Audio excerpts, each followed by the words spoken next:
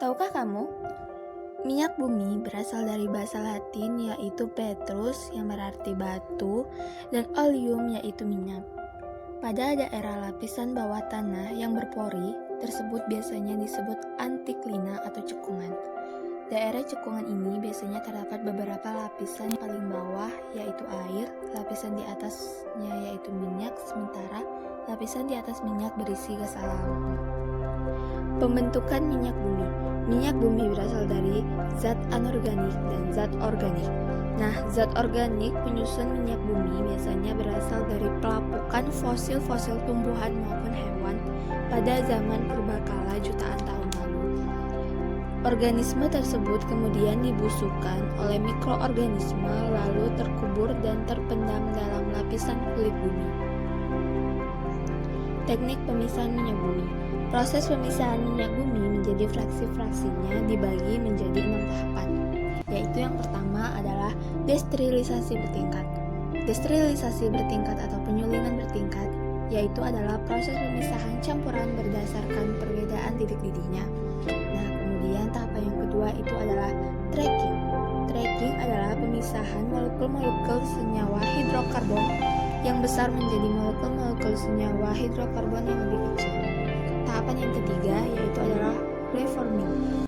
Tahapan reforming ini yaitu adalah pengubahan bentuk molekul bensin dari mutu kurang baik menjadi mutu yang lebih baik.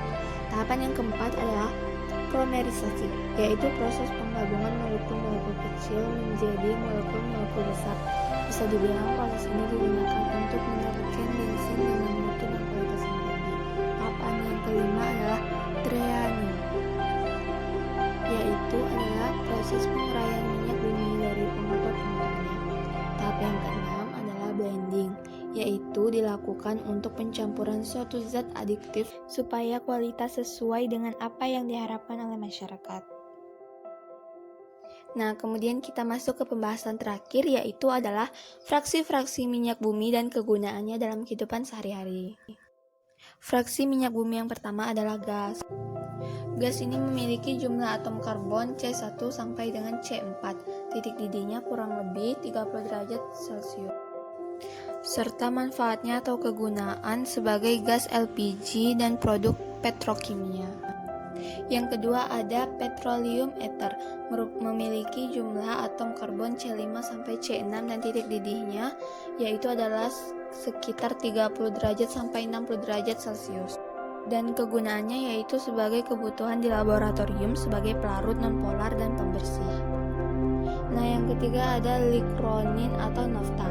Nah, jumlah atom karbon pada likronin atau nafta ini adalah C6 sampai C7 dengan titik didih kisaran antara 60 derajat sampai 100 derajat Celcius. Kegunaannya yaitu sebagai pelarut nonpolar dan zat adiktif pada bensin. Yang keempat ada bensin atau gasolin. Nah, bensin atau gasolin ini memiliki jumlah atom karbon C7 atau heptana dan titik didihnya setara dengan 60 derajat sampai 200 derajat Celcius. Nah, jenis bahan bakar minyak yang digunakan sebagai bahan bakar kompor dan mesin jet. Bensin juga dapat digunakan sebagai bahan bakar kendaraan. Nah, yang kelima ada solar. Nah, jumlah atom karbon pada solar yaitu lebih dari C12 serta memiliki titik didih antara 250 derajat sampai 400 derajat Celcius.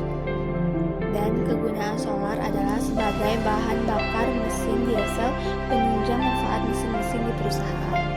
Nah, yang selanjutnya adalah oli.